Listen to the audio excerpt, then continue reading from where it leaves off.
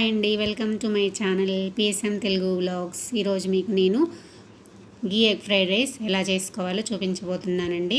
చాలా బాగుంటుంది. ఎప్పుడు చేసుకునే విధంగా కాకుండా ఈసారి ఇలా ట్రై చేయండి. అందుకు కావాల్సినవి 3 eggs తీసుకున్నానండి. అందులో వాటర్ పోసేసుకొని కొంచెం సాల్ట్ వేసుకొని బాయిల్ చేసుకోండి. నెక్స్ట్ వచ్చేసి ఉల్లిపాయలు, పచ్చిమిరపకాయలు కట్ చేసి పెట్టుకున్నానండి. 3 eggs ఉడికిపోయినాయి కదా, పైన తొక్క తీసేసి పెట్టుకున్నాను. వాటిని రౌండ్గా కట్ చేసి పెట్టుకోండి. నేను చూపిస్తున్న విధంగా కట్ చేసుకోండి.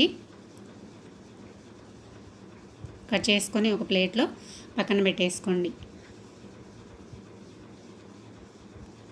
నెక్స్ట్ వచ్చేసి ఒక బౌల్ తీసుకొని అందులో ఒక ఎగ్ తీసుకొని పగలగొట్టేసేయండి. అందులోకి తగినంత సాల్టు, తగినంత కారము, తగినంత గరం మసాలా వేసేసుకొని బాగా మిక్స్ చేయండి. అలా మిక్స్ చేసి పక్కన పెట్టుకోండి. ఇప్పుడు బాండి తీసుకున్న అందులో 1 స్పూన్ నెయ్యి వేసేసుకొని మనం కట్ చేసుకున్న ముక్కలు ఉన్నాయి కదా, ఎగ్ ముక్కలు, వాటిని ఎగ్ మిక్స్లో కలిపి 2 వైపులా కాల్చుకోండి, ఫ్రై చేసుకోండి. ఇట్లా ఫ్రై చేసుకున్న వాటిని తీసి ఒక ప్లేట్లో పక్కన పెట్టేసుకోవాలండి. చూసారు కదా, అట్లా వేగిపోయినాయి కదా. వేగిపోయినాక తీసి ప్లేట్లో పెట్టేసి పక్కన పెట్టుకోండి. అదే బాండీలో 2 స్పూన్లు నెయ్యి వేసేసుకొని పోపు గింజలు వేసేసుకోండి. పోపు దినుసులు వేగాక మనం కట్ చేసి పెట్టుకున్న ఉల్లిపాయ ముక్కలు, పచ్చిమిర్చి ముక్కలు అందులో వేసుకొని వేయించాలి. దానిలోకి తగినంత పసుపు, తగినంత ఉప్పు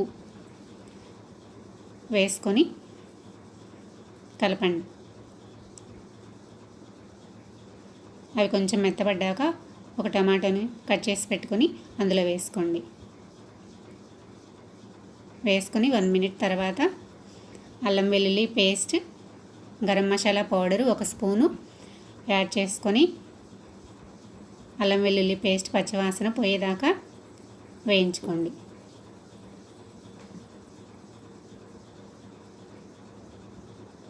అట్లా వేయించుకున్న తర్వాత పొడి పొడిగా ఉన్న అన్నాన్ని అందులో వేసుకోండి. ఉండలు లేకుండా కలిపేసుకోవాలండి. కొంచెం అట్లా కలిపేసిన తర్వాత తగినంత ఉప్పు, కారం వేసుకోండి. తర్వాత కొంచెం కొత్తిమీర వేసుకోండి. వేసుకొని అన్నానికి మసాలా అంతా పట్టేటట్టు బాగా కలపండి. కలుపుకోవడం అయిపోయింది కదా. ఇప్పుడు నెక్స్ట్ ఎగ్ ముక్కల్ని అందులో వేసేసేయండి.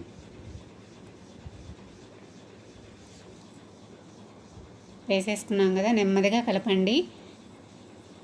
ఫాస్ట్గా కలపకుండా నెమ్మదిగా కలుపుకోండి, ఎందుకంటే అవి విరిగిపోతాయి కాబట్టి నెమ్మదిగా కలుపుకోండి.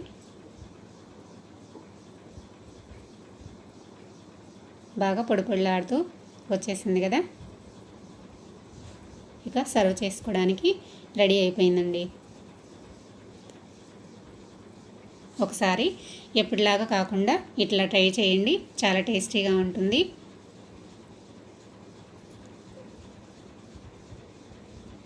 ఓకే ఫ్రెండ్స్, నా వీడియో కనుక నచ్చినట్లయితే లైక్ చేయండి, సబ్స్క్రైబ్ చేయండి, షేర్ చేయండి. Thanks for watching.